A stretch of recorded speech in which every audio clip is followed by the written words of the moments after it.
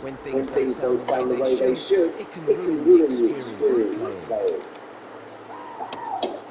Don't worry, Cuthbert. The Dreamiverse contains heaps of ready-made sounds for us to use. First, let's switch over to play mode and see how it all sounds at the moment.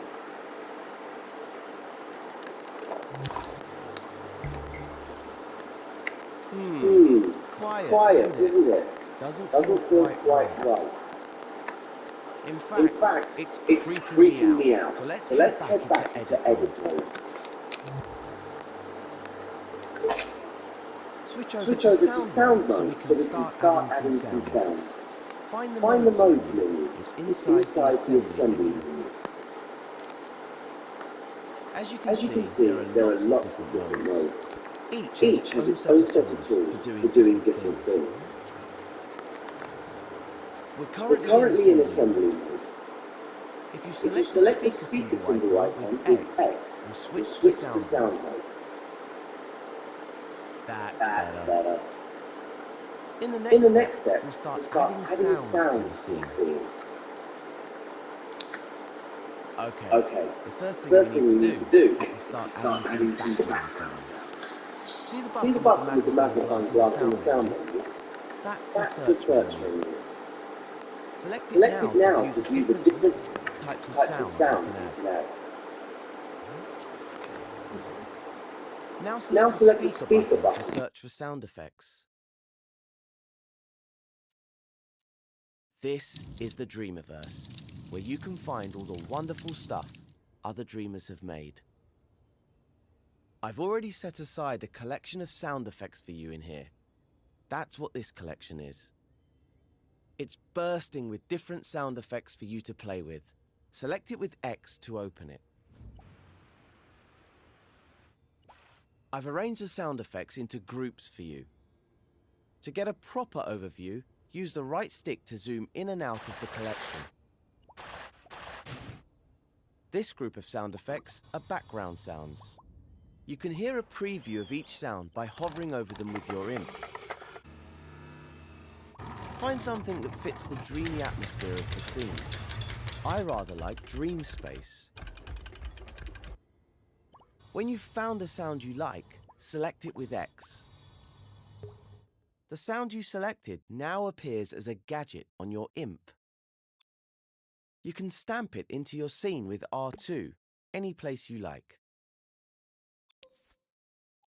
It doesn't matter where you put it because background sounds can be heard everywhere in a scene. Now let's start time with R3 and see how it all sounds. Ah, that's better. Notice how much more alive the scene feels with just that one sound. Imagine how it will feel with even more sound effects. But there's no need to imagine it. You can start adding more now to create a layered and unique ambience. If you want to replace a sound effect, just stamp a different one over it. When you've got things sounding just how you want them, rewind time with L3 and move on to the next step.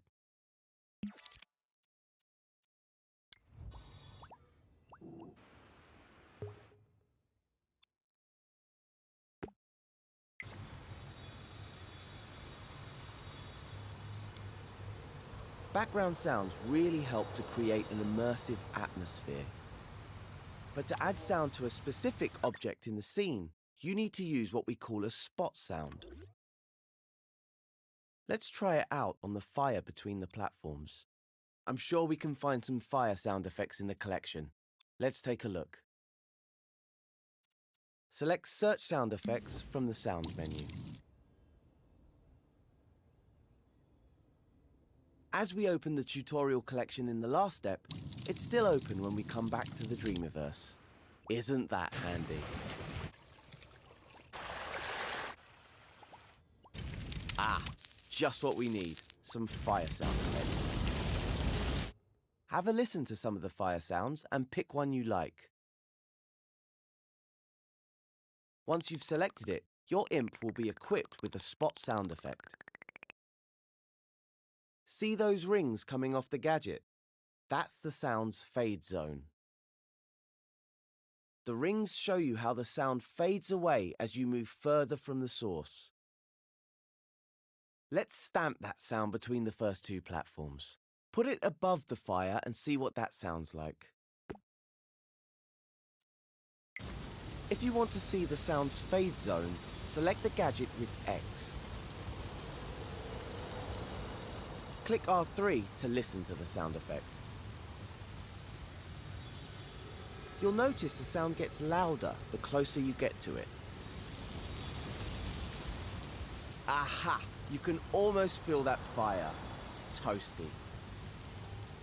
As you move away, out of the fade zone, it gets quieter, until eventually you can't hear it at all.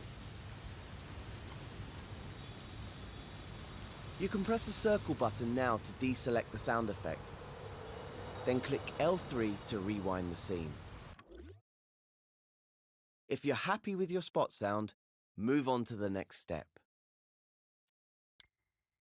Things haven't been that tricky for Connie so far, but the next gap looks a bit too big, even with her mighty jumping skills.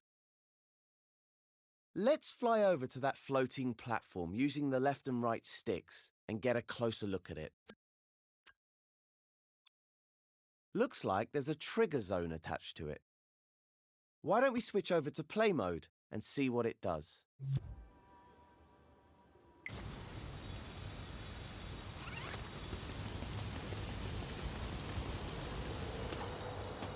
Well, will you look at that?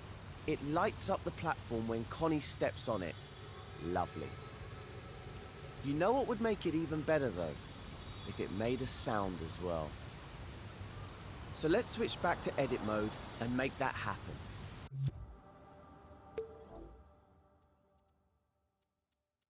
I've got a feeling you can find something in the tutorial collection to use here. Go to the assembly menu and go back into sound mode.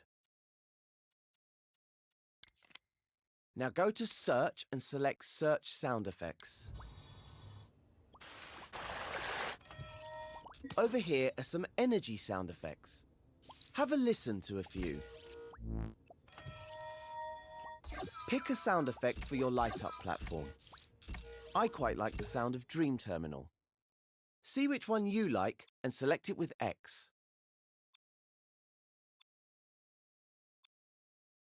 Now it's time to stamp it in the scene somewhere near the platform.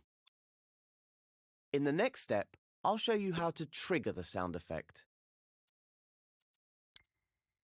As we've already seen, background and spot sounds will play constantly when placed in the scene like this. But for the platform, we want the sound to be triggered by Connie. And for that to happen, we need to connect the sound effect to the same trigger zone that activates the glow. Move in closer to the platform using the left and right sticks. Take a good look at the trigger zone gadget. Do you see the output port that says detected when you hover over it? That means it will trigger when it detects a possessed puppet like Connie. So all we need to do to make the sound effect activate when Connie's on the platform is connect the output to the sound effect. Let's do that now. When you select the detected port with R2 or X, you'll see your imp becomes tethered to the port by a wire. Gadgets communicate with each other using wires like this. You'll also notice that a power port has appeared on the bottom of the sound effect gadget. To connect the two gadgets, just hover over that power port and press R2 or X. Time to head into play mode to see how it sounds.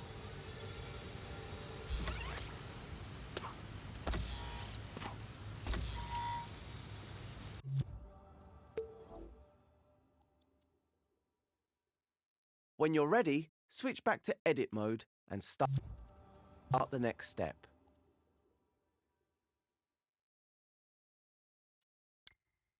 Oh, I just realized something. We got so caught up with these sound effects, we forgot to add another platform for Connie. She must be getting impatient, so let's sort that out for her. The easiest thing to do would be to clone the platform. Remember how to do that? Just hover over it, hold L1, and press and hold R2. Once the clone has been created, let go of L1, move it to the right spot, then release R2 to place it down.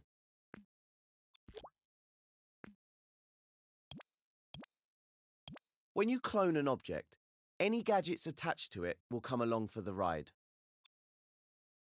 So all you need to do now is to wire the trigger zone on the second platform to the sound effect. Or even better, grab a new sound effect from the collection, just for variety. It's up to you. Dream shapers should always go with their instincts. Whatever you choose to do, move on to the next step when you're ready.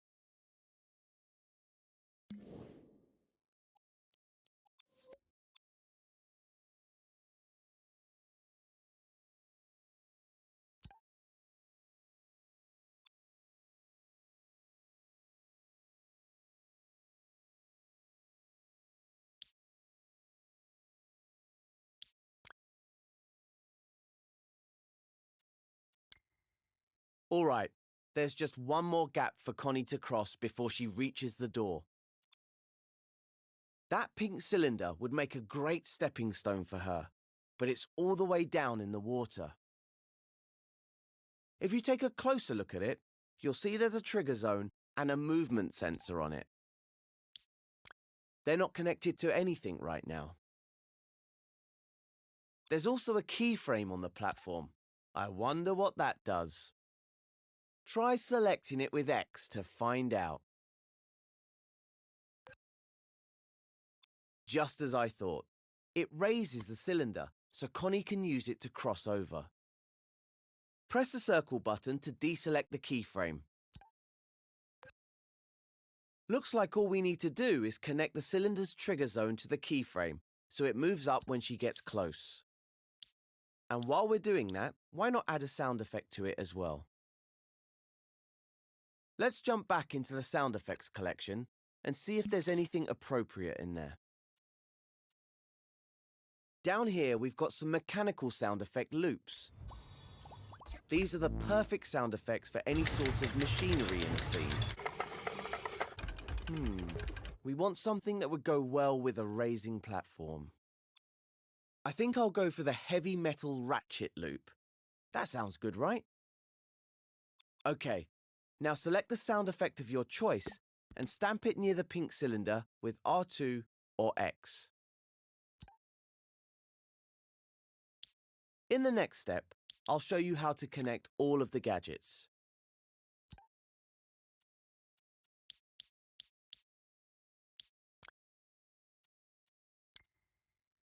Now we just need to do a little bit of wiring to get everything working. Remember, the trigger zone will activate when it detects Connie, triggering the keyframe to raise the platform.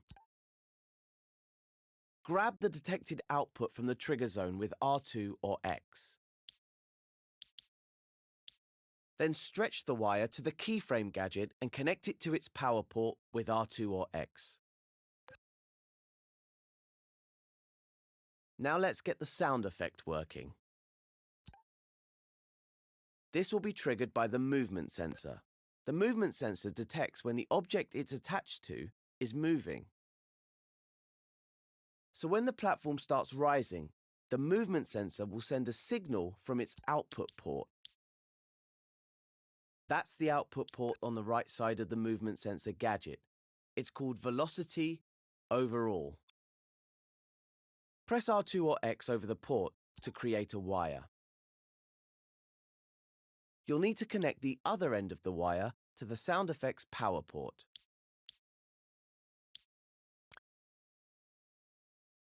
Once that's done, switch over to play mode to test everything out.